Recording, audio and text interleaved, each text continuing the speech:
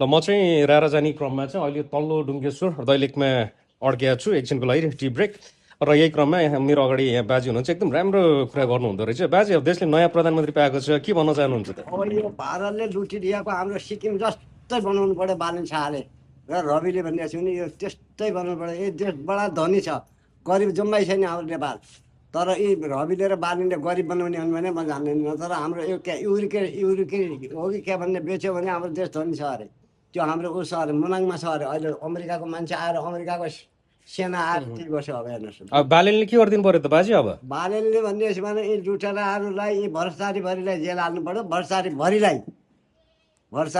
हाल्नु पर्यो नत्र दुःख बेलिबिहान त्यो जो नारा लगाइरहेका छन् नेकपा एमालेका म पनि नेकपा एमालेमा थिएँ बेलिबिहानसम्म तर मेरो भन्दैछ भने साह्रै केपीबाट वाक उठ्यो र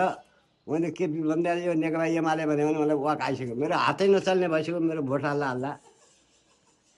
धेरै राम्रो अब बाजेले चाहिँ खुकुरी चुरोट खानु हुँदो रहेछ हुन त म आफै माग्ने तरिकाले घुमिरहेको हुन्छु त्यही पनि बाजेले एउटा खुकुरी चुरोट किनिदिन्छु मैले आफ्नै हजुरबा सम्झेर दिएँ है त नारायण भगवानको जय छ भगवानको जय